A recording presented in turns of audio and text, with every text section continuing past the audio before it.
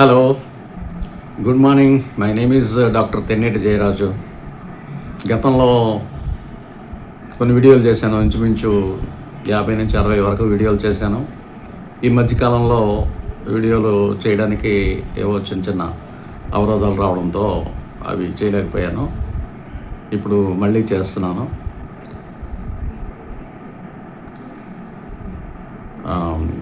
ఇవాళ మనం స్వాతంత్ర దినోత్సవాలు జరుపుకోబోతున్నాం కదా.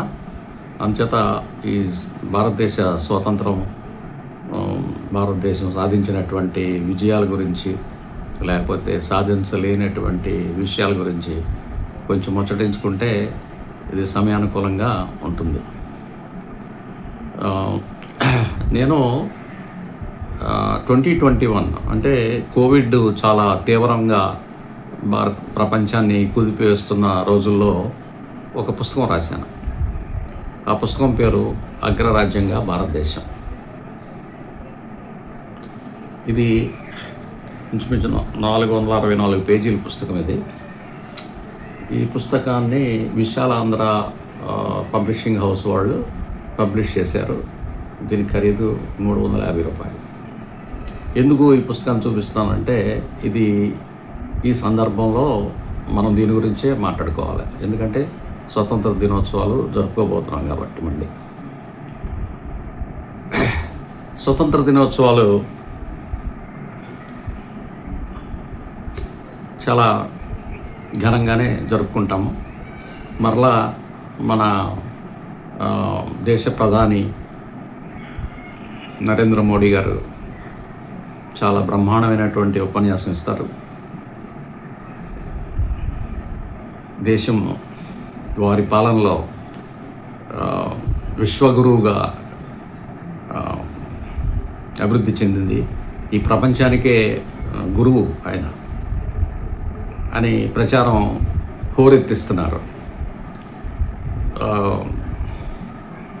ఈ నేపథ్యంలో మనము కొన్ని విషయాలు మాట్లాడుకుందాం.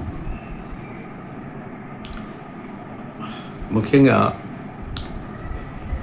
నేను పేద కుటుంబంలో నుంచి వచ్చాను కాబట్టి నా ఫోకస్ పేదల గురించే మాట్లాడతాను. నేను వాళ్ళు ఏమంటున్నారంటే, దేశము ప్రపంచంలో 4వ అతిపెద్ద ఆర్థిక వ్యవస్థగా అభివృద్ధి చెందింది అని చెప్తున్నారు. రేపో మాపో 3వ స్థానంలోకి వస్తుంది అని చెప్తున్నారు. 2050కి అంటే ఇంకొక 25 సంవత్సరాల్లో ప్రథమ స్థానం కానీ లేదంటే 2వ స్థానంలో కానీ నిలుస్తామని చెప్పేసి ఈ ప్రచారం చాలా హోరెత్తిస్తూ ఉన్నారు. ఈ నేపథ్యంలో అయితే నేను ఎక్కడున్నాను, నా ప్రజలు ఎక్కడున్నారు, లేక దేశంలో ఉండే అధిక జనాభా పరిస్థితి ఎలాగుంది అనేది మనం మాట్లాడుకుందాం. అవును, అభివృద్ధి చెందిన వాళ్ళు ఖచ్చితంగా దీన్ని చాలా కీర్తిస్తారు. వాళ్ళు ఈ స్వాతంత్ర ఫలాలని వాళ్ళు పొందారు కాబట్టి వాళ్ళు చాలా కీర్తిస్తారు. అందులో అనుమానం ఏమీ లేదు. కానీ మరి ఈ స్వాతంత్రం వలన ఏ విధమైనటువంటి అభివృద్ధి నోచుకోనటువంటి ప్రజలు వాళ్ళు కీర్తించలేరు కదా. ఎలా కీర్తిస్తారు? అయితే నిజంగా ఎంతమంది అభివృద్ధి చెందారు, ఎంతమంది అభివృద్ధి చెందలేదు అనే విషయాన్ని కూడా మనం మాట్లాడుకుందాం. మన భారత ప్రభుత్వం మొన్న బడ్జెట్లో వాళ్ళు చెప్పింది ఏంటంటే, 80 కోట్ల మందికి మేము ఆహార ధాన్యాలు ఉచితంగా సరఫరా చేస్తాము అని చెప్పారు. ఉచితంగా ఆహార ధాన్యాలు సరఫరా చేయాల్సినటువంటి అవసరం ఎప్పుడు ఏర్పడుతుంది అండి? అగ్ర భారతదేశం అయిపోతున్నప్పుడు ఒకవైపున 4వ స్థానంలో ఉంది, 3వ స్థానానికి వచ్చేస్తుంది అని చెప్తున్నప్పుడు మరి 80 కోట్ల మందికి 145 కోట్ల ప్రజలలో 80 కోట్ల మందికి ఈయన ఉచితంగా ఆహార ధాన్యాలు అందిస్తాను అని అంటే అంటే మనం ఎలా అర్థం చేసుకోవాలి దీన్ని? ఇది ఒక అంశం. ఇంకా 4వ ప్రపంచ ఆర్థిక వ్యవస్థలో 4వ స్థానంలో ఉన్నాము అనేది కదా వీళ్ళు చెప్పేది. ఈ స్థానం ఏంటో ఒకసారి మనం పరిశీలన చేద్దాం. మొదటి స్థానంలో ఉన్న అమెరికా వీళ్ళు ట్రిలియన్లో చెప్తారు, అంటే లక్షల కోట్లలో చెప్తారు, లక్షల కోట్లలో చెప్తారనమాట. ట్రిలియన్ అంటే బిలియన్ కన్నా 1000 స్థానాలు పెంచితే ట్రిలియన్ అవుతుంది. అమెరికా ఆర్థిక వ్యవస్థ $30 ట్రిలియన్. భారత ఆర్థిక వ్యవస్థ $4 ట్రిలియన్. 4 కూడా కాదు, 3 సంథింగ్ ఉంది. అది కొంచెం అటు ఇటు చెప్తున్నారు. కొన్నాళ్ళు 3.2 అన్నారు, కొన్నాళ్ళు 3.4 అన్నారు, 3.5 అన్నారు, ఇట్లా రకరకాలు చెప్తున్నారు. బట్ ఏదేమైనా this is in between 3 and 4. America ఎక్కడుందండి? $30 ట్రిలియన్ ఉంది. సరే, మన సరిహద్దు దేశము, మనలాగే పెద్ద జనాభా కలిగినటువంటి దేశం. ఇంచుమించు మొన్నటి వరకు చైనా ప్రపంచంలో అందరికంటే ఎక్కువ జనాభా కలిగిన దేశంగా మనందరికి తెలిసిన విషయమే. అయితే ఈ మధ్యకాలంలో మనం చైనాని కూడా అధిగమించి ప్రపంచంలో మొదటి స్థానంలో, జనాభాలో మొదటి స్థానంలో ఉన్నాం. ఎంత? 145 కోట్ల మంది జనాభా ఉన్నాం ఇప్పుడు మనం. అమెరికా జనాభా ఎంత ఉందండి?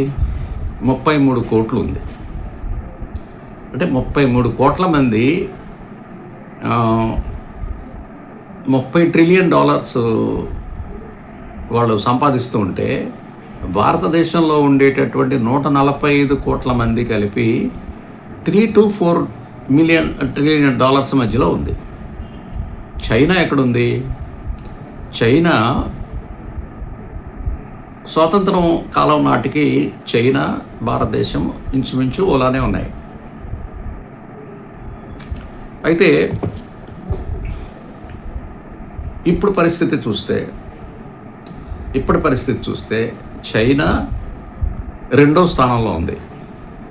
అంటే దగ్గరలో $20 ట్రిలియన్ ఉంది. భారతదేశం ఎక్కడుంది? బిట్వీన్ 3 and 4 ట్రిలియన్ ఉంది. పోనీ 4 తీసుకుందాం, 4 అని అనుకుందాం. $4 ట్రిలియన్ ఉంది. చైనా 18 నుంచి 20 మధ్యలో ఉంది వాళ్ళది. అంటే చైనా కన్నా మనం ఎంత తక్కువలో ఉన్నామో అనేది ఒకసారి ఆలోచిస్తే మనకు అర్థమవుతుంది. $1 ట్రిలియన్ అంటే అది చిన్న విషయం కాదండి. ఇంకా ఈ 3-4 అని అంటున్నారు కదా, 3-4 స్థానాల్లోకి వెళ్ళిపోతున్నాం అంటున్నారు కదా. ఎవరిని మించిపోయి? నిన్నటి దాకా 3-4 స్థానాల్లో జపాను, తర్వాత బ్రిటను ఉండేవి. అంటే జపాన్ని, బ్రిటన్ని దాటి వెళ్ళిపోతున్నామని చెప్పేది. జపాన్ జనాభా ఎంతండి? జపాన్ జనాభా 10 కోట్లు కూడా లేదు. ఇంగ్లాండ్ దేశ జనాభా తీసుకుంటే అది 6 కోట్ల జనాభా మించి లేదు. 6 కోట్ల జనాభా ఎక్కడ? 145 కోట్ల జనాభా ఎక్కడ? బ్రిటన్ దాటి మనము ఆర్థిక వ్యవస్థ పెరిగిపోయిందంటే అది దేన్ని సూచిస్తుంది? అది దేన్నన్నా అది సూచికగా తీసుకోవచ్చా మనం? అసలు మనం తీసుకోవాల్సింది ఏదైనా ఉంటే ఎంతలో కొంతలో తీసుకోవాల్సి వస్తే అది పెర్ క్యాపిటా ఇన్కమ్ని కొంతలో కొంత తీసుకోవచ్చు. పెర్ క్యాపిటా ఇన్కమ్ దగ్గరికి వచ్చేటప్పటికి భారతదేశము 190 దేశాలను తీసుకుంటే 136వ స్థానంలో ఉంది. 136వ స్థానంలో ఉన్న దేశాన్ని, ఇది తలసరి ఆదాయం, పర్ క్యాపిటా ఇన్కమ్ అంటే తలసరి ఆదాయం 136వ స్థానంలో ఉంది.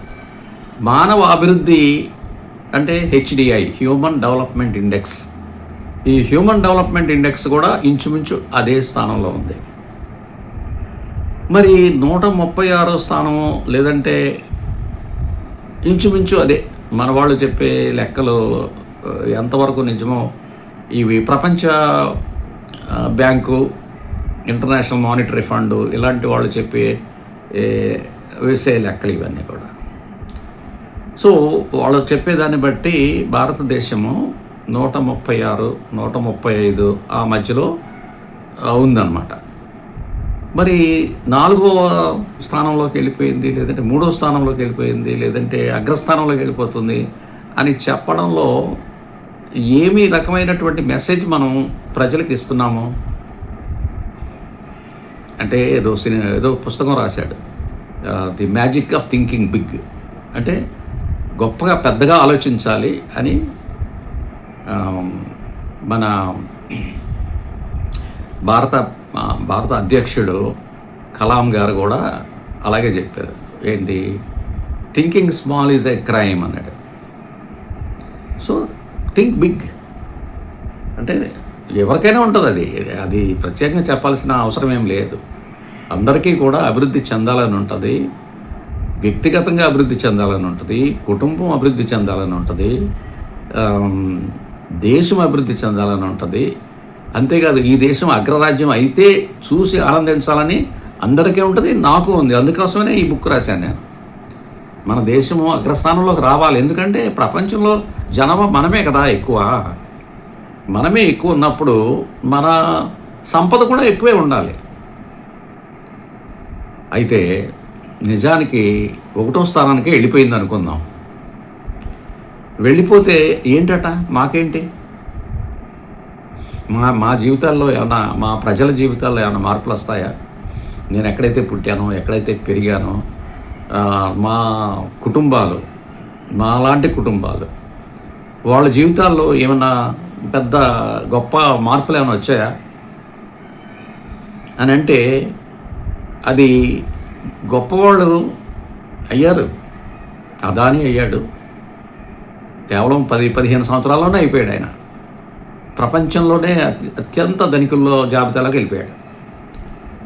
మోడీ గారి పుణ్యం అది, మోడీ గారు చేశారు అది.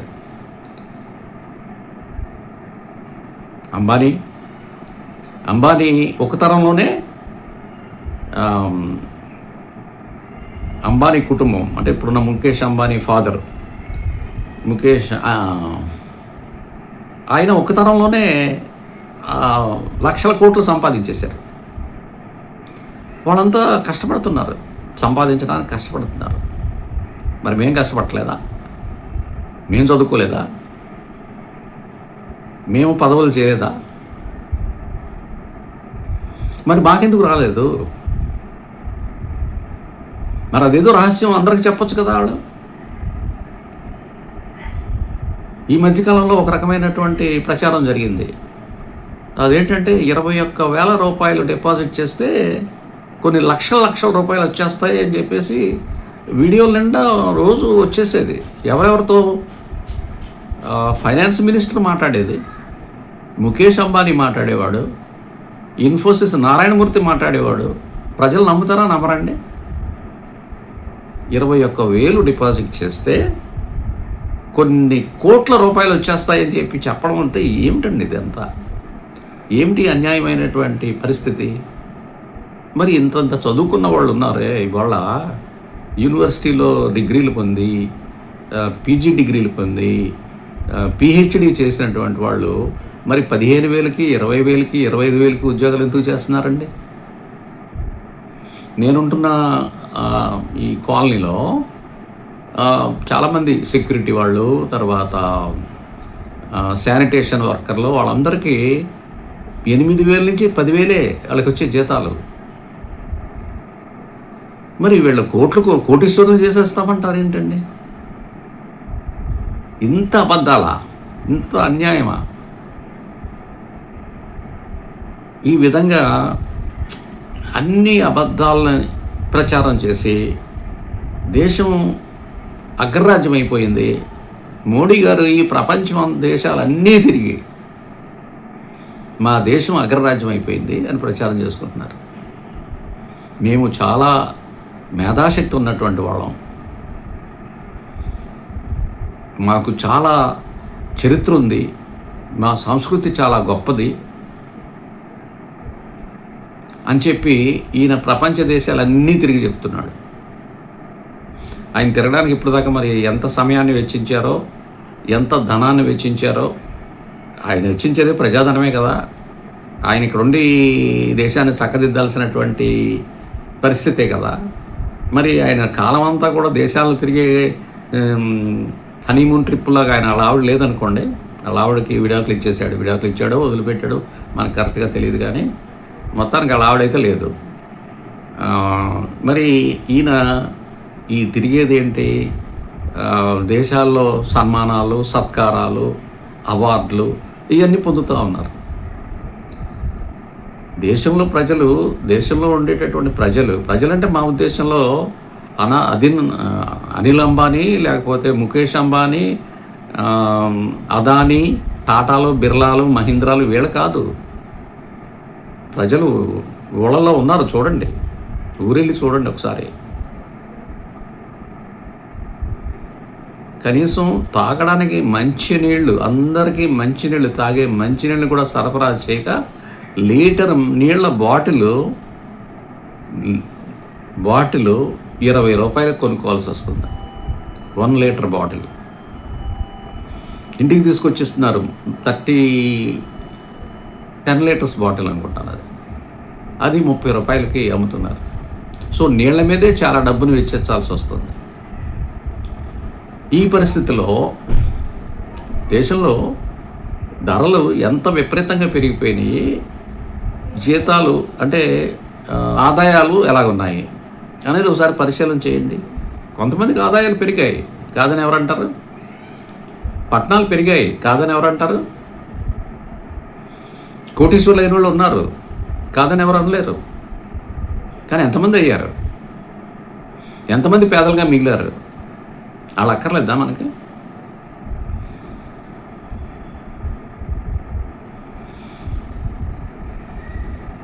సో కొన్ని సెక్షన్స్ ఆఫ్ పీపుల్, ముఖ్యంగా దళితులు, బీసీ కులాలు, ఓబీసీ కులాలు, మైనారిటీలు, వీళ్ళ పరిస్థితి ఏమీ మెరుగుపడలేదు. సరికదా ఉన్న పరిస్థితుల కన్నా దిగజారాయి. కొంతమంది చెప్తున్నారు ఆఫ్రికా ఖండం అంటే, ఆఫ్రికా ఖండంలో 54 దేశాలు ఉన్నాయి. ఈ 54 దేశాల గురించి మనందరికీ ఉండేటటువంటి అభిప్రాయం ఎలాగుంటుందంటే, ఆఫ్రికా అంటే నల్ల జాతీయులు ఉంటారు, వాళ్ళు ఏదో ఒక జంతువుల్లాగా, లేకపోతే చాలా భయంకరమైనటువంటి పేదరికంలో ఉంటారు అనే అభిప్రాయం కలిగి మన భారతీయులు ఉంటారు. కానీ మేధావులుగా ఉన్నటువంటి వాళ్ళు, ప్రపంచ దేశాలను తిరిగి చూసి చదివినటువంటి వాళ్ళు ఏం చెప్తున్నారో తెలుసా? భారతదేశంలో ఉండే పేదరికము ఎంత ఎక్కువగా ఉందనంటే, సామాన్యంగా ఆఫ్రికాలో కొన్ని భాగాలు డెవలప్ అయిందని అందరికీ తెలుసు. ఫర్ ఎగ్జాంపుల్ సౌత్ ఆఫ్రికా ఉందనుకో, అదే బ్రిటిష్ కాలనీ అది. అలాగే కొన్ని పెట్రోలియం రిచ్ కంట్రీస్, లిబియా, లేకపోతే ఈజిప్టు, ఈ దేశాలు కొంత డెవలప్ అయినాయి అని అందరూ ఒప్పుకుంటారు. కానీ అదే సహరా ఎడారికి దగ్గరలో ఉన్నటువంటి దేశాల్లో భయంకరమైనటువంటి పేదరికం ఉంది, తిండి లేక చచ్చిపోతున్నారు అని మనం అనుకుంటూ ఉంటాం. కానీ వాళ్ళ పరిస్థితి భారతదేశంలో ఉండే పేదల కన్నా చాలా బెటర్గా ఉందని చెప్పి చాలామంది చెప్తున్నారు. ఇంకా మన చుట్టుపక్కల ఉన్నటువంటి దేశాలు తీసుకుందాం. మన చుట్టుపక్కల ఉన్నటువంటి శ్రీలంక అంతా అయిపోయింది, అక్కడ ఏం లేదు, అంతా నాశనం అయిపోయింది, చైనా వాళ్ళు దాన్ని నాశనం చేశారని పెద్ద ప్రచారం జరిగింది. కానీ శ్రీలంక మానవాభివృద్ధి ఇండికేటర్స్ అన్నింటిలో కూడా మనకన్నా బెటర్గా ఉంది.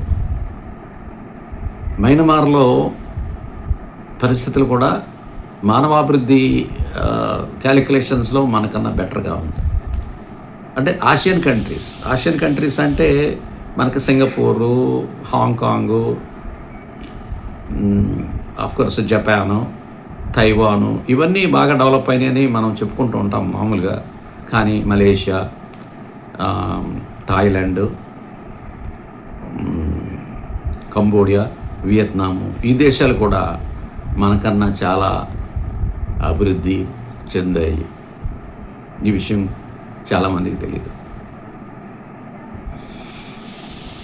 సో ఈ మన దేశాల్లో ఉన్నటువంటి ప్రధాన నగరాలను చూపించి, ప్రధానమైనటువంటి పెట్టుబడిదారులను చూపించి ఈ దేశం వెలిగిపోతుందని చెప్పేసి అప్పట్లో వాజ్పేయి గారు, వెలిగిపోతుంది అంటే వెలిగిపోతుందో లేదో ప్రజలకు తెలీదా? నేను ఇక్కడి నుంచి చెప్పేస్తే సరిపోతుందా? వాజ్పేయి గారు ఢిల్లీలో కూర్చుని ఉపన్యాసం చేస్తే వెలిగిపోతున్నట్లు లెక్క. అందుకని వాళ్ళు ఓడిపోయారు. వెలగపోవట్లేదు బాబు, మేము చాలా కష్టాల్లో ఉన్నాము, చాలా దీనావస్థలో ఉన్నాము, మమ్మల్ని మీరేం పట్టించుకోకుండా వెలిగిపోతుందని ఉపన్యాసాలు చెప్తున్నారు అని చెప్పేసి ఓడిచ్చారు. అలాగే ఇవాళ మోడీ ఏం చెప్తున్నాడు? ప్రపంచంలోనే అతిపెద్ద ఆర్థిక వ్యవస్థ అయిపోతుంది మన దేశము, ఎందుకంటే నేను బాగా తిరిగి అన్ని దేశాల్లోనూ ప్రచారం చేస్తున్నాను కాబట్టి ఈ దేశం చాలా వెలిగిపోతుంది, ఈ దేశము చాలా అభివృద్ధి చెందిపోయింది. ఈ దేశం అభివృద్ధి అంటే ఆయన ఉద్దేశంలో దేశం అంటే అంబానీ, అదానీ, ఈ మహీంద్రా, నారాయణమూర్తి, అమెరికాలో కొంతమంది పిచ్చేయ, తర్వాత సత్యనాదెళ్ళ, ఇలాంటి వాళ్ళు అసలు అమెరికా దేశం మా వల్లనే అమెరికా నడుస్తుందని చెప్పేవాళ్ళు ఉన్నారు. మేము లేకపోతే అసలు అమెరికా నడవదని చెప్పేవాళ్ళు ఉన్నారు. మరి ఇది నిజంగా వీళ్ళు వెళ్ళేసి అమెరికాని అంతా అభివృద్ధి చేసినప్పుడు మన దేశాన్ని కూడా అభివృద్ధి చేయొచ్చు కదా. మన దేశాన్ని అభివృద్ధి చేయమనండి. 30 లక్షల మంది ఉన్నారు అమెరికాలో భారతీయులు. అక్కడికి ఎందుకు వెళ్ళారు? వెళ్ళాం, ఇక్కడికి వచ్చి చేయొచ్చు కదా, ఈ దేశాన్ని సరిదిద్దొచ్చు కదా. అది చేయరు. వెళ్ళు, అక్కడ కూర్చొని భారతదేశం గురించి చాలా గొప్పలు మాట్లాడతారు. అవును కదా. మోడీ గారు అమెరికా వెళ్ళినప్పుడు హౌడీ మోడీ అని చెప్పుకుంటూ చాలా పెద్ద ఎత్తున ఆయనకి సన్మానం చేశారు. ఇంచుమించు 20-30 వేల మంది ఒకే చోట అసెంబ్లీ అయ్యి బ్రహ్మాండమైన నినాదాలు ఇచ్చారు. హౌడీ అంటే ఏంటో నాకు తెలియదు, ఏదో రౌడీ అనుకున్నాను నేను. దాని తర్వాత హౌడీ అంటే అదేదో సంథింగ్ లైక్ మోడీ గారికి రిథం కలిసేటట్టుగా హౌడీ అనేదో అన్నారంట. అని తర్వాత చెప్పారు. ఆ తర్వాత మోడీ గారు ట్రంప్ గారికి చాలా అత్యంత సన్నిహితుడు, చాలా బెస్ట్ ఫ్రెండు, ఈయన ఏం చెప్తే అదే చేస్తాడు ఆయన అని చాలా ప్రచారం చేశారు. మళ్ళీ ఇప్పుడు ఏం చెప్తున్నారు? మోడీ టారిఫ్లు విధించాడు, అన్యాయమైనటువంటి టారిఫ్లు విధించాడు, వాడు చాలా దుష్టుడు, దుర్మార్గుడు అని చెప్తున్నారు. నిన్నగాక మొన్న ట్రంప్ చాలా గొప్పవాడు, మోడీ గారికి చాలా స్నేహితుడు, ఈయన ఏం చెప్తే అదే చేస్తాడని అన్నారు. మళ్ళీ ఇప్పుడేమో ఆడు టారిఫ్లు వేసి ఆడి పిచ్చోడు అని చెప్పేసి మళ్ళీ ప్రచారం చేస్తారు. అంటే వాళ్ళ ఇష్టం, ఏదైనా వాళ్ళే చెప్తారు.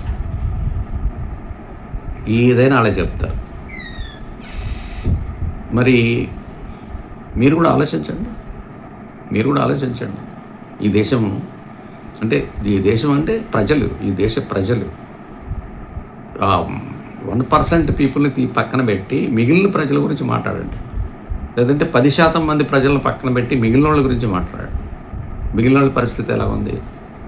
బ్రిటిష్ పాలనలో కూడా ధనికులు చేతిలో అంటే monopoly of assets, monopoly of industry, monopoly of land అనేటటువంటిది అప్పట్లో 20% మంది దగ్గర ఉండేదట. ఇప్పుడు కేవలం 10-15% దగ్గర ఉన్నారన్న. చిన్న చిన్న మార్పులు ఉండొచ్చు, కానీ అప్పటి కాలం కంటే కూడా ఈ సంపద అనేది డిస్ట్రిబ్యూట్ కాలేదు, ఇంకా మోనోపలైజ్ అవుతుంది. అంటే ఒక చోటకే కేంద్రీకృతం అవుతుంది, అంటే కొద్దిమంది చేతుల్లోకే వస్తుంది. సంపద అంతా కూడా కొద్దిమంది చేతుల్లోనే కేంద్రీకరించబడి ఉంటుంది అనేటటువంటి విషయాన్ని మనము గుర్తెరగాలి. దేశం అంటే ప్రజలు కదా. దేశం అంటే మట్టి కాదు, దేశం అంటే మనుషులు కదా. దేశం అంటే మోడీను ఆయన స్నేహితులు, ఆయన చుట్టూ తిరిగే వాళ్ళే కాదు కదా. దేశం అంటే ప్రజలు, దేశంలో ఉండే ప్రజలు, దేశంలో 6 లక్షల గ్రామాల్లో ఉండేటటువంటి ప్రజలు, ప్రధానంగా దళితులు, ఆదివాసీలు, దళితులు కాదు, వాళ్ళు దళితులు అనకూడదు, మూలవాసీలు, అసలు ఈ దేశానికి అసలైనటువంటి వారసులు, వారసులు ఆదివాసీలు. వాళ్ళకి భూమి లేదు, విద్య లేదు, సంపద లేదు. ఏదో ఉద్యోగంలో రిజర్వేషన్ ఇస్తే, ఉద్యోగంలో అది కూడా ఉద్యోగం అంటే ఏంటి? కూలి పని చేయడమే కదా. రోజు కూలి పని కాకుండా నెల రోజులు కూలి పని చేయడమే కదా. అయినా చదువుకుంటే, ఉద్యోగం చేస్తే ఎవరికి చేస్తున్నట్టు? సేవ ఎవరికి చేస్తున్నట్టు? సేవ వాళ్ళ సొంతానికి చేసుకుంటున్నట్ట. ఒక డాక్టర్ ఉన్నాడు అనుకో, రిజర్వేషన్ వల్ల ఒక వ్యక్తి డాక్టర్ అయ్యాడు. డాక్టర్ అయితే ఎవరికి సేవ చేస్తాడండి? ఒక ఇంజనీర్ అయ్యాడు, ఎవరికి సేవ చేస్తాడు? ఆయనే చేసుకుంటాడా? దేశానికే సేవ చేస్తాడు కదా. మీకే కదా సేవ చేస్తాడు, పెట్టుబడిదారులకే కదా సేవ చేస్తాడు. ఒక అధికారి ఉన్నాడు అనుకోండి, ఆ అధికారి ఎవరికి సేవ చేస్తాడు? ప్రజలకేం సేవ చేయడు కదా, మీకే సేవ చేస్తాడు. అది చూసి అసూయపడతారేంటి? రిజర్వేషన్ చూసి అసూయపడతారేంటి అసలు? అంటే వాళ్ళు ఎప్పుడు ఇంక అలాగే ఉండాలా?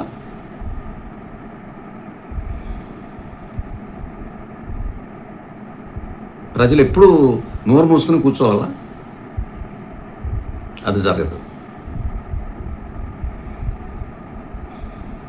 అది గుర్తు చేసుకోవాలి. ప్రజల పక్షంగా చట్టాలు ఉన్నప్పటికీ కూడా, రాజ్యాంగం ఉన్నప్పటికీ కూడా, ఆ రాజ్యాంగాన్ని అమలు చేయకుండా, రాజ్యాంగం మీద ప్రమాణం చేసి, రాజ్యాంగాన్ని కాపాడుతానని ప్రమాణం చేసి, రాజ్యాంగానికి లోబడి ఉంటానని ప్రమాణం చేసి, రాజ్యాంగానికి వ్యతిరేకంగా పనులు చేసేవాళ్ళని ఇలా దేశద్రోహులు అనొద్దా? ఇలాగా దేశద్రోహులు.